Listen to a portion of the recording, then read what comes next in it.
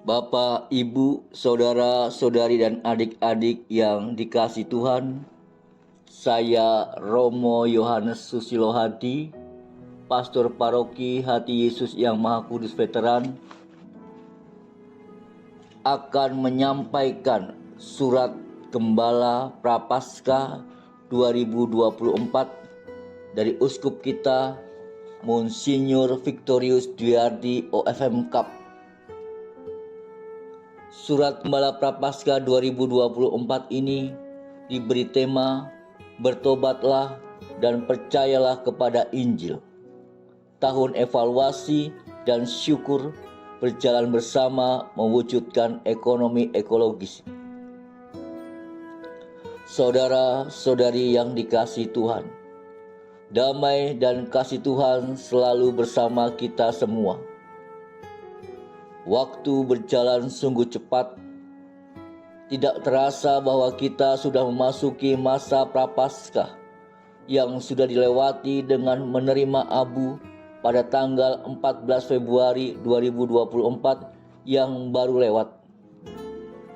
Masa Prapaskah mengantar kita masuk kepada saat-saat penuh rahmat yang darinya kita dapat menimba hikmat dan kekuatan ilahi untuk membaharui diri menuju manusia baru dalam Kristus Tuhan. Tema dan pesan penting masa Prapaskah yang diwariskan oleh gereja yang kudus sepanjang tahun adalah pertobatan. Pertobatan hati, pikiran, dan perilaku terhadap Tuhan dan sesama, termasuk juga sikap dan perilaku kita terhadap alam ciptaan. Dan kalimat Injil ini, bertobatlah dan percayalah kepada Injil, menegaskan isi, maksud, dan perintah ilahi yang mesti didengar dan dihayati sepenuh hati selama masa retret agung 40 hari ini. Sebagai persekutuan umat beriman yang sedang berziarah di dunia ini, hidup kita, baik perasaan, perkataan, perbuatan, dan perilaku, pada kenyataannya tidak selalu sejalan dengan firman dan kehendak Tuhan. Banyak kali perilaku kita kurang mencerminkan atau bahkan bertentangan dengan identitas dan martabat mulia yang kita terima pada saat pembaptisan.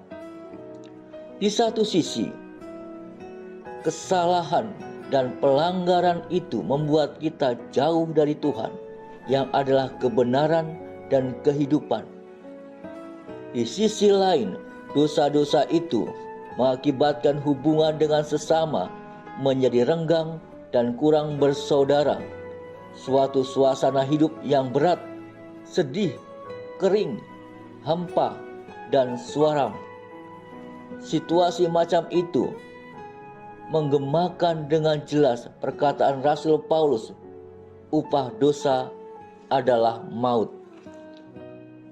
Justru karena kondisi dan hidup kita rapuh, lemah, banyak cacat celah dan dosa, maka kita patut bersyukur memasuki masa Prapaskah ini dan menyambut dengan hati gembira masa tobat, pantang, dan puasa ini. Mengapa? Karena kita masih diberi kesempatan untuk berbenah diri, diberi waktu untuk bertobat dan kembali ke jalan Tuhan, sambil juga menata kembali hubungan kita dengan sesama dalam semangat kasih, persaudaraan, dan bela rasa. Begitulah aksi pertobatan yang dilakukan sepanjang masa Prapaskah ini. Kiranya menjadi jalan yang benar, yang lurus menuju kebaikan, kekudusan, dan kesempurnaan. Bacaan-bacaan kitab suci dan ajaran gereja yang kudus memberitahukan beberapa cara dan wujud konkret untuk membenahi diri lebih bijak, yakni menyesali dosa-dosa, berkajang dalam doa, dan ulah kesalehan, bergiat dalam aksi amal kasih, derma, dan berusaha mengendalikan hawa nafsu dan amarah melalui pantang dan puasa. Jalan-jalan itu ditunjukkan untuk membimbing kita kepada hidup baru dan kemerdekaan sejati anak-anak Allah. Bersamaan dengan ajakan pertobatan, Tuhan Yesus juga mengingatkan, percayalah kepada Injil. Percaya kepada Injil pada dasarnya berarti menyerahkan hati, pikiran, perkataan, dan perilaku kita sepenuhnya agar diterangi, dipimpin, dan dikuasai oleh Roh Tuhan dan sabdanya yang kudus. Sehingga seperti dikatakan Rasul Paulus, bukan lagi aku yang hidup, tetapi Yesus Kristuslah yang hidup dalam aku. Itu berarti juga bahwa kita hendaknya tidak membiarkan diri dikuasai oleh kehendak nafsu, pikiran, perilaku, dan egoisme diri yang destruktif yang membuat kita abai terhadap kehendak Tuhan dan kebaikan bersama. Atau dengan rumusan lain, Injil itu harus diberikan kepada tempat istimewa dalam hati dan pikiran, lebih rajin membaca kitab suci dan mengamalkan ajarannya dengan semangat berkobar-kobar. Dalam perspektif hukum kanonik, hakikat masa prapaskah dijelaskan sebagai berikut. Semua orang beriman Kristiani wajib menurut cara masing-masing melakukan tobat demi hukum ilahi. Tetapi juga mereka semua bersatu dalam suatu pelaksanaan tobat bersama. Ditentukan hari-hari tobat di mana umat beriman Kristiani secara khusus mengeluangkan waktu untuk berdoa, menjalankan karya kesalehan dan amal kasih, menyangkal diri sendiri dengan melaksanakan kewajiban-kewajibannya secara lebih setia dan terutama dengan berpantang dan berpuasa. Sedangkan hari waktu tobat itu dirinci lebih jelas, yakni setiap hari Jumat sepanjang tahun dan masa 40 hari sebelum Paskah yang kita kenal dengan masa Prapaskah. Ketentuan konstitusi gereja tersebut memperlihatkan bahwa masa Prapaskah membawa serta beberapa upaya rohani ini yang wajib dijalankan. Di antaranya doa dan ibadat ilahi, karya kesalehan dan amal kasih atau derma, serta pengendalian diri yang diwujudkan lewat pantang dan puasa. Menjalankan dengan penuh bakti kebajikan-kebajikan itu akan mendatangkan rahmat dan kekuatan ilahi untuk dapat bertumbuh dan berbuah limpah dalam penghayatan iman, kasih, dan pengharapan. Untuk masa Prapaskah tahun 2024 ini, KWI, Konferensi Wali Gereja Indonesia, menghadirkan tema APP Nasional 2024 bertajuk Mengembangkan Ekonomi Ekologis. Tema penting ini diinspirasikan oleh visi Paus Fransiskus tentang ekonomi.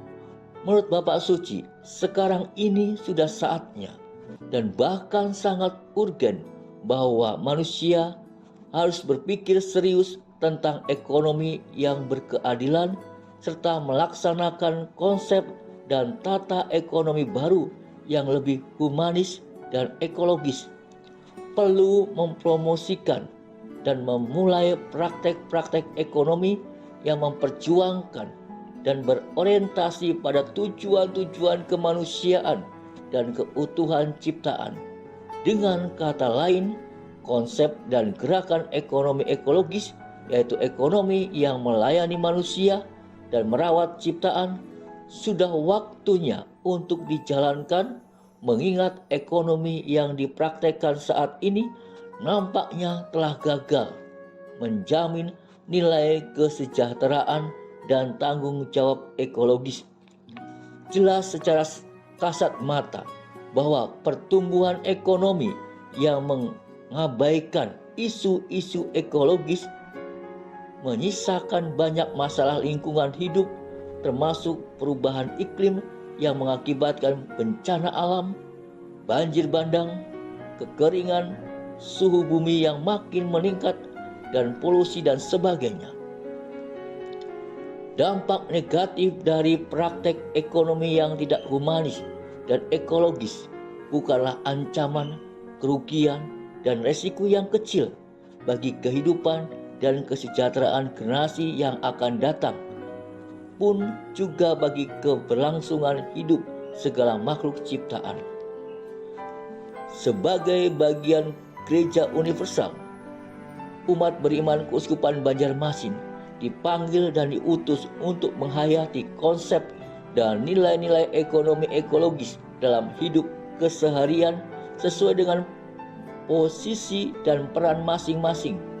Implikasinya adalah bahwa dalam hubungan dengan sesama, prinsip dan nilai keadilan, bila rasa persaudaraan yang dilandasi oleh rasa hormat kepada martabat manusia sebagai citra Allah haruslah mendapat tempat terdepan dan utama dalam perilaku ekonomi kita tanpa pandang bulu. Sedangkan dalam hubungan dengan alam ciptaan ini atau ekologi, kita diingatkan untuk menunjukkan sikap peduli dan rasa tanggung jawab dalam hal memperlakukan, merawat, dan melindungi keutuhan dan kelestarian alam ciptaan, tidak mengotori apalagi merusaknya tanpa alasan yang dapat dipertanggungjawabkan. Baik disadari bahwa bumi, planet yang menjadi rumah kita bersama ini hanya satu, kekayaan mineral di dalamnya dapat habis dan bukan tanpa batas. Itu berarti bahwa eksploitasi bumi secara rakus dan tamak akan menyisakan bumi yang rusak, miskin, kering, bahkan beracun bagi hidup miliaran generasi muda yang masih akan datang dalam banyak tahun dan abad ke depan. Sejatinya, generasi sekarang ini terikat kewajiban moral untuk mewariskan bumi ini dalam keadaan baik, aman, dan bersih, supaya generasi yang akan datang masih bisa hidup aman dan nyaman. Itulah sebenarnya sebabnya bahwa bukan hanya ekonomi ekologis, tapi juga pertobatan ekologis perlu segera digaungkan. Perlu hemat menggunakan sumber daya alam ini, perlu ramah bergaul dengan lingkungan hidup, dan perlu memupuk kepedulian untuk merawat kelestarian alam ciptaan ini. Inilah beberapa sikap dan cara berpikir baru yang patut ditumbuhkan dalam masa tobat ini. Di Keuskupan Banjarmasin, masa Prapaskah tahun 2024 ini bertepatan dengan Hari Tahun Syukur dan Evaluasi yang akan menutup rangkaian program-program arah dasar keuskupan kita. Maka dalam suasana tobat dan dalam semangat pembaharuan diri yang berkobar-kobar, kita perlu mengadakan evaluasi yang jujur dan objektif tentang visi misi, strategi, dan program yang sudah dicanangkan dalam arah dasar itu. Evaluasi ini penting dan berguna untuk mengecek sejauh mana visi misi dan program-program itu sudah direalisasikan. Bagaimana nilai-nilai, harapan, dan sarana yang termuat dalam arah dasar tersebut diimplementasikan secara konkret, kontekstual, dan aktual. Kita sepenuhnya sadar bahwa bukan teori yang membuat perubahan, tetapi aksi konkret. Arah dasar Keuskupan Banjarmasin 2015 sampai 2024 merumuskan dengan jelas bahwa visi Keuskupan Banjarmasin adalah sebagai berikut. Umat Allah Keuskupan Banjarmasin adalah persekutuan umat beriman Katolik yang mengetahui, memahami, menghayati, dan mewujudkan imannya dalam bimbingan Roh Kudus, berziarah menuju gereja yang kontekstual, berdialog, inklusif, dan transformatif demi memancarkan kasih Allah di Kalimantan Selatan. Visi yang besar, luas, dan indah itu adalah buah refleksi yang dalam dan sekaligus merupakan kristalisasi dari cita-cita luhur, harapan yang besar, komitmen yang penuh, serta tekad membara yang hidup dalam Gereja Keuskupan Banjarmasin, yang ingin menjadi agen perubahan serta ingin membuat kehadirannya terasa dalam pelayanan sosial, karitatif, dan terlihat kesaksian hidup yang memancarkan cahaya kasih Tuhan di bumi Kalimantan Selatan ini. Visi tersebut juga mengarahkan dan mengajak kita untuk bergerak lebih maju, bersikap lebih solider, berkontribusi lebih aktif, dan siap bekerja sama demi perkembangan iman Katolik, kemajuan gereja sebagai umat Allah, dan kebaikan bersama. Singkat kata, umat Keuskupan Banjarmasin mau menegaskan keberadaannya tidak hanya asal ada, tidak hanya asal hidup, tidak pasif apalagi apatis dalam hidup bermasyarakat dan menggereja. Umat Allah Keuskupan Banjarmasin ingin membuktikan dengan semangat yang berkobar-kobar kesungguhan iman, harapan kasih di antara umat manusia, dan membuatnya bercahaya di tengah dunia. Umat Katolik Keuskupan Banjarmasin mau menjadi gereja yang berkualitas dan bermartabat baik dalam memperjuangkan kebenaran dan keadilan, maupun dalam mengejar kekudusan, kebahagiaan, dan kehidupan kekal. Visi yang besar dan inspiratif ini perlu terus direnungkan, dipahami, dan diupayakan perwujudannya setiap hari dalam semangat Ecclesia Semper Reformanda, khususnya pada masa retret agung yang penuh berkat dan rahmat ilahi ini. Sebagai penjabaran dari misi di atas, arah dasar Keuskupan Banjarmasin juga menetapkan 7 misi penting yang harus dijalankan dalam ukuran waktu 10 tahun terhitung dari tahun 2015 sampai 2024 ini, yaitu: yang pertama, meningkatkan pengetahuan, pemahaman, penghayatan, dan perwujudan iman umat Allah dalam hidup menggereja dan bermasyarakat. 2. Menjadikan Ekaristi sebagai sumber dan puncak hidup Kristiani. 3. Meningkatkan keterlibatan umat Allah secara aktif untuk bersaksi dalam hidup menggereja dan bermasyarakat. 4. Memberdayakan lembaga dan karya pelayanan gereja kepada masyarakat. 5. Meningkatkan peran kelompok kategorial dalam kegiatan menggereja dan bermasyarakat. 6. Meningkatkan solidaritas dan bila rasa umat Allah dengan sesama dan lingkungan atau alam ciptaan. 7. Mengakarkan gereja pada masyarakat asli Kalimantan Selatan. Dengan dinobatkannya tahun 2024 sebagai tahun syukur dan evaluasi, maka memang sudah pada tempatnya bahwa pada tahun ini, lebih-lebih dalam masa Prapaskah ini, umat Keuskupan Banjarmasin perlu melihat sejenak ke belakang sambil bertanya diri, sebesar apa usaha yang telah dibuat, baik secara individu maupun secara bersama-sama, untuk mewujudkan visi dan misi yang dikumandangkan itu?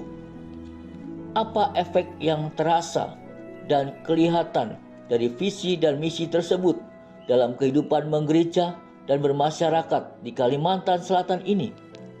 Apakah Gereja Keuskupan Banjarmasin sudah membuat usaha-usaha yang signifikan dalam merealisasikan mimpinya menjadi agen perubahan dalam masyarakat?